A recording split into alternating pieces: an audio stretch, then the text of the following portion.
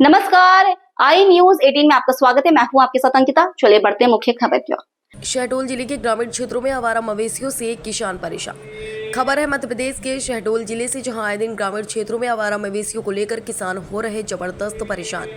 यह मामला जनपद पंचायत बुढ़ार के केशवाही क्षेत्र के सटी इलाकों में आवारा मवेशियों का आतंक देखने को मिल रहा है।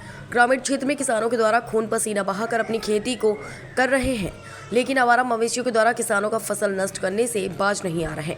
शासन के द्वारा इन क्षेत्रों में गौशाला तो बनाया गया, लेकिन इन गौशालाओं का सेवा शायद मवेशियों को नहीं मिल रहा। दूसरी बात यह है कि आवारा मवेशी बीच रोड में इकट्ठा होकर बैठे हैं, जिससे आए दिन दुर्घटना होता है, जिससे दुर्घटना में मवेशियों की मौत होती है और कहीं न कहीं इंसानों को भी मौत जैसी घटनाओं का सामना करना पड़ता है।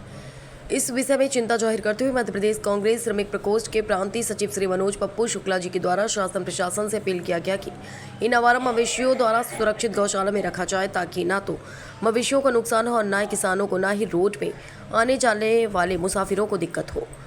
जिन पंचायतों में गौशाला दिया गया है, उन पंचायत का दायित्व बनता है कि इन मवेशियों को लेकर गौशाला में रखवाया जाए, या फिर जिन पंचायत में गौशाला बना हुआ है, चालू नहीं हुआ है, संचालन नहीं हो रहा, तो उसको संचालन किया जाए और इन सब मवेशियों को गौशाला में रखा जाए, ताकि गौ माता लक्ष्मी के रूप में होता है। और आए दिन देखने को मिलता है कि गौ माता की दुर्दशा सड़क हो या फिर अन्य क्षेत्र में आवारा घूमते रहते हैं, जिससे दुर्घटनाओं में मवेशियों को नुकसान पहुंचता है।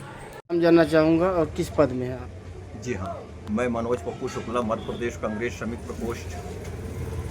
सर, ये क्षेत्र में जो आवारा मवेशियों का जमघट लगा रहता है, जगह जगह पे कहीं ना कहीं किसानों का फसल नुकसान किया जा रहा है, इस पे आप क्या कहना चाहेंगे? इससे मैं शासन और प्रशासन से अपील करना चाहता हूँ कि इनमें लगाम लगाया जाए और जहाँ जहाँ भी गौशाला बने हैं और जहाँ अभी बन के कंप्लीट हुए हैं, उनको संचालित किया जाए और इन मवेशियों को पकड़ करके वहाँ रखा जाए। इसलिए क्योंकि इनसे दो नुकसान हैं। पहला नुकसान किसानों का फसल, जिसमें किसान अपने खून पसीना एक करके और कड़ी मेहनत के बाद ये खेती तैयार करता है। फिर दूसरा है जो आवाजाही में भी अवरुद्ध हो रहे हैं। ये बीच में रास्ते में झुंड बना के रात में रुकते हैं और यही सब सारी परेशानियां हैं।